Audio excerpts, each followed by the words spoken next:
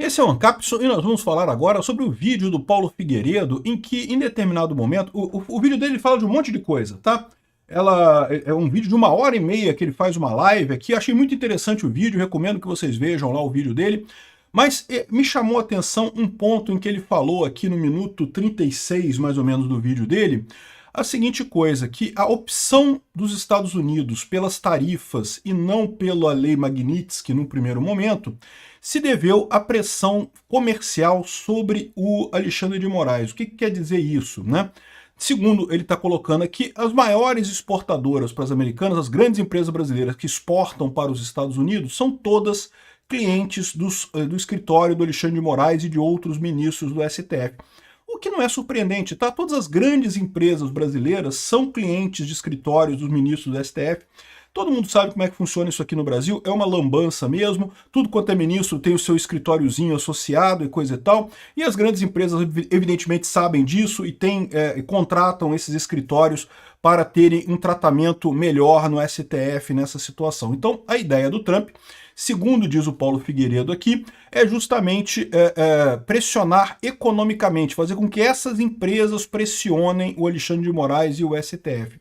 Eu acho que é uma estratégia interessante, porque, veja, é aquilo que eu sempre falei para vocês aqui, em momento algum vai haver o governo brasileiro voltando atrás, publicamente falando que voltou atrás. Não vai haver isso, eles não vão voltar atrás publicamente. O que eles vão fazer é dar um jeito de, por trás dos panos, a coisa funcionar e atender essas regras do Trump sem comprometer a visão deles, sem dizer que eles cederam, né? Isso é facílimo de fazer. Uma das maneiras de se fazer isso, como eu já falei, é o Congresso aprovar a anistia e aprovar uma lei de censura das mídias sociais que seja bem levinha, que basicamente restaure o marco civil da internet, como a decisão do STF diz que ela só vale enquanto não tiver uma legislação do Congresso, então é só aprovar o marco civil da internet de novo e pronto, resolvido o problema. Vamos entender esse caso aqui. Será que é essa a estratégia? Será que vale a pena esse tipo de coisa? Essa notícia foi sugerida por Venezuelando o Brasil, Alexander Chuparov III e várias outras pessoas. Obrigado aí ao pessoal que sugeriu notícias lá no nosso site, no visãolibertaria.com, e obrigado a você que está assistindo o nosso vídeo. Se você gosta do nosso conteúdo, por favor, deixe o seu like e se inscreva aqui no canal, né? E eu quero deixar claro que eu tenho um ponto de discordância com o Paulo Figueiredo e com o Eduardo Bolsonaro, que dizem que não pode ter negociação nenhuma, que agora é guerra, que tem que ir pro pau e não sei o que lá. Porque, de novo, isso eles não vão ceder do ponto de vista aberto, eles não vão ceder abertamente, eles vão ceder em acordos por trás dos panos, né? Aí eles vão ceder. Só que, lógico, isso tem que ser costurado antes e tem que ter gesto de boa vontade antes, no final das contas. Então, vamos entender esse caso aqui. Olha só, esse trechinho da live do Paulo Figueiredo, que eu vou destacar aqui. Mas eu vou deixar o link da live inteira para quem quiser assistir a live inteira dele, tá bem interessante realmente. Conforto do empresariado, do establishment político e da elite financeira brasileira. Eu vou explicar para vocês. Vejam, por exemplo, a lista dos 20 maiores exportadores do Brasil. Todos esses 20 maiores exportadores do Brasil, todos, sem exceção praticamente, acho que sem exceção nenhuma, são clientes dos escritórios de advocacia dos ministros do Supremo. Todos eles têm relação com o STF e com o governo. E eu me pergunto, como vocês acham que eles estão lidando com as notícias da tarifa Moraes? Mas é claro que, num primeiro momento, a gente vai ter aquelas pessoas que creem que não vai acontecer. Não vai acontecer. Não, Trump está fazendo isso, mas não vai acontecer. Vai aparecer um salvador da pátria sem que ninguém tenha que abrir mão de nada, né? E aí ele continua o argumento dele aqui, eu não vou colocar o vídeo todo aqui, mas vou deixar o link na descrição do vídeo, quem quiser assistir o vídeo inteiro, tá muito interessante, recomendo que vocês assistam o vídeo do Paulo Figueiredo lá, né? Mas o ponto central, o argumento que me chamou a atenção é esse, que a lógica do Trump por trás disso é pressionar economicamente o Alexandre de Moraes. Pressionando essas grandes empresas exportadoras, essas grandes empresas vão pressionar os escritórios de advocacia do STF e do Alexandre de Moraes, e com isso conseguem fazer uma mudança de posição dele nesses assuntos, né? Isso vai dar certo? Eu acho que tem uma chance grande de dar certo. Com o Alexandre de Moraes por si só, como eu falei para vocês, acho pouquíssimo provável. A essa altura, o Alexandre de Moraes já passou do ponto de não retorno. mas isso pode dar certo com outros ministros do STF. Outros ministros do STF podem entender que, olha só, o negócio é o seguinte, né, tá ficando chato isso, essa brincadeira já deu, a gente já jogou muita lama no Bolsonaro, agora se ele continua sendo adorado pelo povo, fazer o quê? Deixa o cara concorrer e pronto, e vamos em frente, né? Veja bem, quais são as maiores empresas exportadoras de coisas para os Estados Unidos? Tá aqui, ó, perguntei aqui para o Grok, aqui, na verdade é o Google, né? Então eu perguntei para o Gemini aqui. As maiores empresas exportadoras do Brasil para os Estados Unidos incluem a Vale, de minério de ferro, a Petrobras, derivados, petróleo e derivados, a JBS, de carnes, a Suzano, de papel e celulose. Basicamente são essas aqui, tá? Tem também as empresas de exportação de soja, a Cargill, a Bunge, a Louis Dreyfus, a Mage, tem um monte de... Todas as empresas de exportação de soja, certamente tem muita soja sendo exportada para os Estados Unidos. Também a Embraer, que exporta aeronaves, aviões, helicópteros e coisa e tal, e o Tupi, que exporta peças de ferro fundido e coisa e tal. Então, assim, são grandes empresas, e a verdade é a seguinte, toda grande empresa no Brasil é cliente dos escritórios do pessoal do STF, meu amigo. Você pode ter certeza que todas elas são, porque todas elas sabem como é que... todas elas precisam, em algum momento, chegar no coração dos ministros do STF, e o lugar para chegar no coração dos ministros do STF, todo mundo sabe o caminho. Cada ministro tem lá em Brasília o seu escritório ligado. Pode ser o da mãe, pode ser do pai, pode ser do filho, pode ser da filha, pode ser do irmão, do amigo. Mas todo mundo já sabe quem é o escritório de cada ministro. E não é só do STF também, do STJ também, é a mesma coisa, o mesmo esquema. Então, essas empresas grandes todas já têm contratos com esses escritórios dos ministros. E a expectativa que o Trump tem nessa história é justamente de que essas empresas, então, convençam o STF a mudar de postura. Isso é uma boa estratégia? Isso pode funcionar? Olha só, eu acho que pode funcionar. Mas é o que eu digo para vocês, não vai ser uma coisa do tipo, publicamente eles voltarem atrás.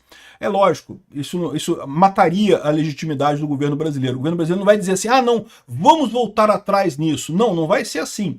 Eles vão ter que organizar alguma coisa para fazer um movimento todo, para aprovar anistia no Congresso, para aprovar a nova lei de censura da internet no Congresso, uma lei de censura que seja basicamente a mesma coisa que o Marco Civil e pronto, e dessa forma anular a decisão do STF. Né? Vocês lembram, a decisão do STF diz que ela se torna inválida no momento que o Congresso aprovar uma legislação de combate às fake news e coisa e tal. Então é só o Congresso aprovar uma legislação que seja perfeitamente razoável e pronto. Aí o STF pode continuar brigando, pode continuar dizendo que não, que nossa soberania, que somos independentes, mas o Congresso aprovou aqui, então a gente vai deixar passar e pronto, e fica por isso mesmo. Essa é a alternativa que tem o STF nesse momento, né? Então, isso pode funcionar, ou seja, o STF pode voltar atrás? Como eu já falei para vocês em outros vídeos, a minha visão é que o Alexandre de Moraes em si não vai voltar atrás. O que depender do Alexandre de Moraes não tem volta, ele já cruzou o ponto de não retorno, ele já empenhou todo o capital dele, ele sabe que agora, se ele cair em desgraça, ele cai em desgraça. Então, entre o Brasil ser destruído, mas ele continuar de pé, e ele ser destruído, mas o Brasil continuar de pé, o Alexandre de Moraes vai investir em ele continuar de pé, mesmo que destrua o Brasil. Então, para o Alexandre de Moraes, eu acho que não vai ter mudança. Mas para os outros ministros do STF, isso pode ter alguma coisa. Como eu falo, essas grandes empresas brasileiras têm muito contato com os ministros, né? Essa elite aristocrática socialista de Brasília, lá em Brasília, meu amigo, Brasília parece cidade do interior, cara. Todo mundo se conhece lá em Brasília. É impressionante, cara. Todo mundo tem o telefone de todo mundo liga para todo mundo. Se vocês acham que tem essa briga enorme, não sei o que, essa briga que a gente fica brigando aqui, né, a gente ficar xingando os petistas, não tem isso lá não, cara, lá todo mundo conversa com todo mundo. E aí, no final das contas, a expectativa é que o pessoal faça um programa para resolver este problema. Como é que vai resolver esse problema? Publicamente? Esse que é o ponto que eu acho que eu tenho uma discordância do Paulo Figueiredo. Porque o Paulo Figueiredo fala, não, que a gente tem que ir para a guerra, que tem que brigar, que não pode falar em negociar, não tem negociação, tem que ir para a guerra. Não é bem assim. A negociação vai acontecer. A questão toda é que tem a negociação que vai passar publicamente vai ser uma, a negociação real que vai resolver os problemas vai ser outra, vai ser num nível mais embaixo lá em Brasília, que o pessoal vai concordar e coisa e tal, né? Saiu essa notícia aqui, ó. Mota e Alcolumbre falam em soberania, apoiam Lula e isolam ainda mais Bolsonaro. Tá vendo? O Congresso ficou do lado do Lula e pronto, e não vai ter nada para Bolsonaro e coisa e tal. Publicamente, é lógico que eles iriam dizer que estão do lado do Brasil, que vão brigar e coisa e tal, que vão bater e coisa e tal. Isso não quer dizer muita coisa. O que vai fazer diferença é justamente como é que eles vão se comportar daqui para frente. De novo, lembra quando teve a eleição do Mota e Alcolumbre, e aí logo no dia seguinte teve uma festa, o Lula chamou os dois que estavam lá, juraram amor eterno e não sei o que lá, apareceram juntos, e aí o pessoal ficou sacaneando, tá vendo? O Bolsonaro apoiou o Mota, apoiou o Alcolumbre, e agora estão os dois jantando com o Lula. Gente, diferencia uma coisa da outra. É lógico que no papel formal deles, no papel de líder da Câmara e do Congresso, eles têm que dizer que não, que vamos defender o Brasil, que o Brasil é soberano. Eles não podem falar outra coisa, entendam isso, é obrigação deles. A questão toda é como é que eles vão agir daqui para frente. A gente viu que mesmo com esse jantar que teve lá do Mota e do Alcolumbre lá atrás, de amizade, todo mundo rindo com o Lula, os dois ferraram o Lula com a questão do IOF. E a gente pode esperar alguma coisa similar daqui para frente, né? De novo, o Lula não vai voltar atrás, o Alexandre de Moraes não vai voltar atrás. Agora, o Congresso e outros ministros do STF podem. E como é que vai se fazer isso? Vai se fazer a reunião, vai se fazer encontro e pressão por baixo dos panos lá para o pessoal, olha, vai ter que ceder alguma coisa. Vamos ter que fazer alguma coisa de algum ponto aqui, em algum sentido, de alguma forma. Eu já dei a dica, né? Assédio sexual no Alexandre de Moraes, é a melhor coisa possível. Você arruma algum funcionário dele lá. Eu duvido que o Alexandre de Moraes não tenha feito assédio moral com alguém. Assédio sexual também serve, ou qualquer coisa que tenha lá. E pronto, e bota um processo neles, os outros ministros do STF separam ele durante um tempo, né, suspendem ele durante um tempo, e nesse meio tempo resolvem as questões todas lá no STF sobre esse grande escândalo contra o Alexandre de Moraes. É uma possibilidade. Outra possibilidade é justamente o Congresso. O Congresso aprova anistia, o Congresso aprova uma lei de censura leve, tipo repetir o Marco Civil da internet, e com isso a decisão do STF deixa de valer. Isso, de novo, isso vai resolver o problema? Não, isso vai abrir o caminho para negociação com o Trump. Aí o pessoal vai chegar lá para negociar com o Trump, negociar as condições e coisa e tal. Vamos ver o que vai acontecer dessa história aí, né? Se vão chegar nisso daqui. Então, isso é meu desacordo com o Paulo Figueiredo e com o Eduardo Bolsonaro. Eu não acho que tem que ir para tudo ou nada. Ou cede tudo, isso não vai acontecer. Sequestro, assim, exigido, não vai. Vai ter que ser um caminho por baixo dos panos. Mas pode acontecer. Em Brasília o pessoal é especialista em fazer esse tipo de coisa, né? Enfim, aqui, ó, essas são as grandes empresas exportadoras, certamente elas estão se sentindo pressionadas, vão ter que demitir um monte de gente, vão ficar numa situação muito ruim, estão pressionando os ministros do STF por isso. Agora vamos ver para que lado que vai cada lado dessa história, né? Eu acho que a lógica do Paulo Figueiredo faz sentido de ter sido este o caminho, embora eu ainda ache que teria sido melhor um ataque direto via lei Magnitsky. Mas, de novo, não estou reclamando, é importante os Estados Unidos agir.